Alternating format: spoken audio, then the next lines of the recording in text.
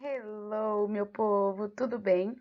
Eu sou a professora Daniela Vieira e hoje a gente vai para a parte 2 sobre máquinas térmicas e tipos de combustíveis usados.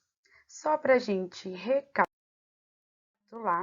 já vimos na parte um sobre o experimento com a seringa, sobre o que são máquinas térmicas e sobre o seu equilíbrio termodinâmico e como esse desequilíbrio faz a máquina térmica funcionar. Hoje nós vamos para o tópico combustíveis. Para funcionar, uma máquina térmica precisa de uma fonte de energia térmica, ou seja, um material que, ao ser submetido a uma transformação química, ou seja, ao ser queimado, libere esse tipo de energia. Um exemplo desse tipo de material são os combustíveis. Sendo assim, é possível dizer que uma máquina térmica é capaz de transformar calor em movimento.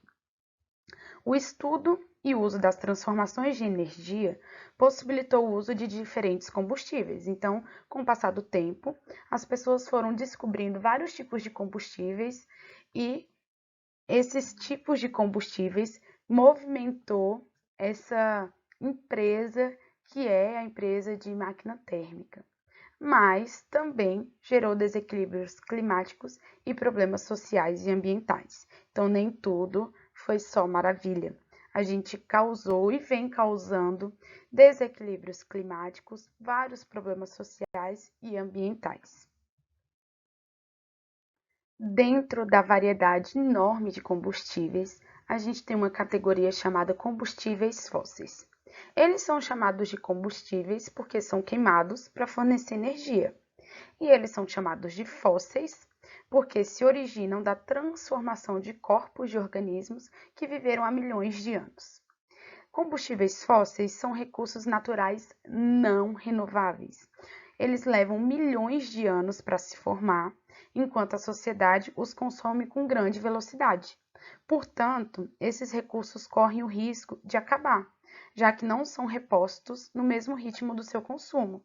Eles levam milhões e milhões e milhões e milhões de anos para se formarem e a gente gasta eles muito rápido. Então, não dá tempo deles serem formados e a gente consumir eles a tempo. Então, eles vão acabar. Isso é certo. Se a gente continuar com essa velocidade de consumo, uma hora eles vão acabar e a gente não vai ter, porque eles vão levar mais outros milhões e milhões de anos para serem formados.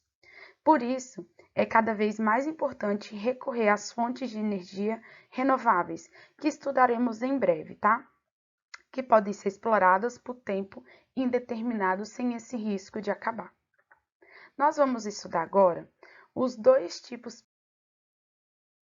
principais de combustíveis fósseis, que é carvão mineral e petróleo. O carvão mineral é uma importante fonte de energia, foi uma importante fonte de energia para a industrialização dos países como Alemanha, Inglaterra e Estados Unidos. Costuma ser usado em usinas termoelétricas que produzem energia elétrica por meio da queima desse combustível e em usinas siderúrgicas de produção de ferro e aço. O petróleo origina-se da transformação de organismos de origem marinha que se depositaram há milhões de anos nos leitos dos mares, entre 500 milhões e 2 milhões de anos atrás. Esses organismos foram cobertos por sedimentos e submetidos a alta pressão e temperatura, sofrendo várias transformações físicas e químicas que ao longo de milhões de anos originou o petróleo. O petróleo também, a gente vai estudar que seus derivados e o petróleo, ele tem inúmeras funções, tá? Vamos começar agora com o carvão mineral. O carvão mineral ele se originou das florestas que existiram há milhões de anos atrás. Entre 286 milhões e 360 milhões de anos atrás, grandes florestas se desenvolviam. Essas florestas foram soterradas por camadas de sedimentos trazidos pelo mar e pelo vento. Quando a gente estuda lá a formação das rochas, a gente vê que as rochas sedimentares elas são quebradas em pequenos sedimentos, grãozinhos, e esses grãos são levados pelo vento, pela chuva, pelo mar. Esses grãos eles foram se depositando em cima dessas florestas. Olha só como que demora. E essas florestas foram sendo guardadas lá no fundo, em cima ou embaixo de vários sedimentos. Então, aqui, essa parte mais escura é a floresta soterrada. Ao longo do tempo, a pressão e a temperatura transformaram a matéria orgânica original, ou seja, essa floresta original, em carvão mineral, que é o que está aqui embaixo. E quais são as desvantagens de utilizar o carvão mineral? Ao ser queimado, o carvão mineral libera gases que contribuem para o aumento do efeito estufa.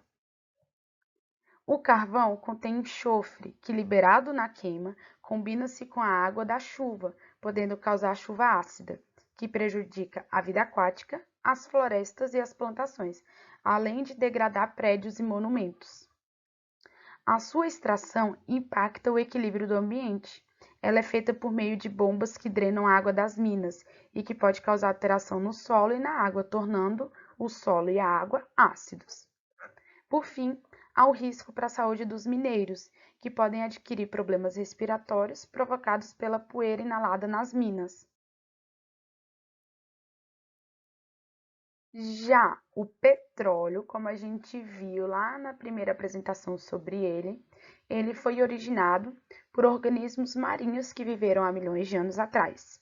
Nesse processo, além da formação do petróleo, que é um óleo escuro e viscoso, há a formação de um gás, o gás natural, que é usado como combustível em fogões, fornos, aquecedores e em alguns veículos. Então, olha só, aqui tem a representação de organismos microscópicos marinhos. E aqui é o fundo do mar, o leito, que a gente chama. Isso aqui é há 400 milhões de anos atrás.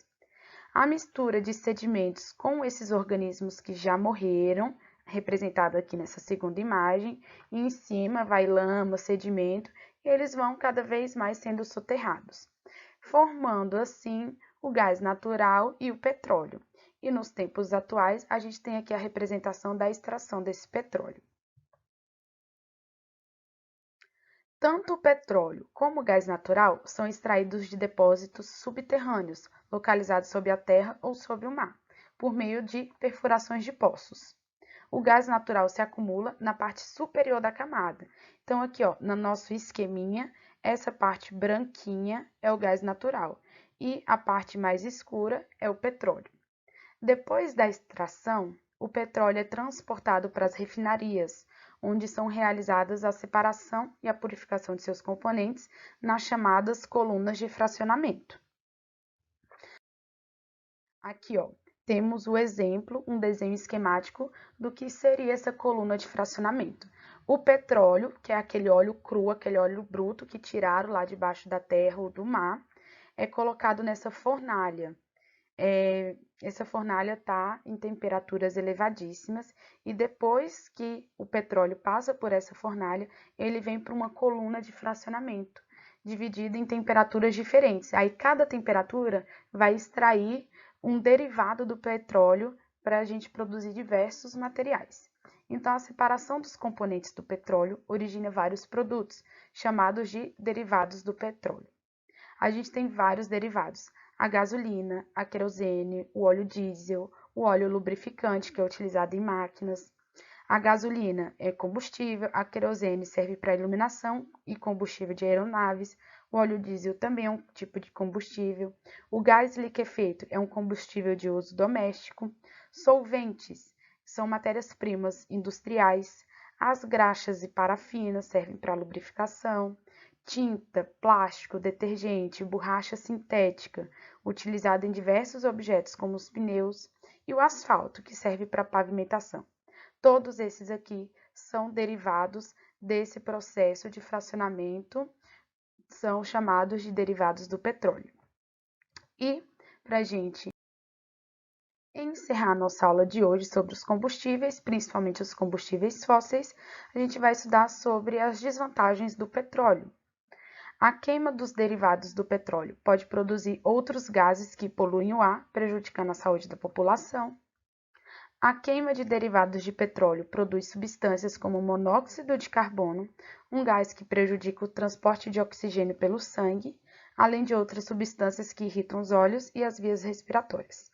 Então, gente, eu vou dar só um foco aqui nesse monóxido de carbono. O nosso sangue, ele tem várias funções. Uma delas é o transporte de oxigênio. Então, o oxigênio que a gente respira vai lá para o pulmão e o sangue busca esse oxigênio para transportar para o nosso corpo todo. Porém, existe uma proteína no sangue que tem mais afinidade com o monóxido de carbono do que com o oxigênio.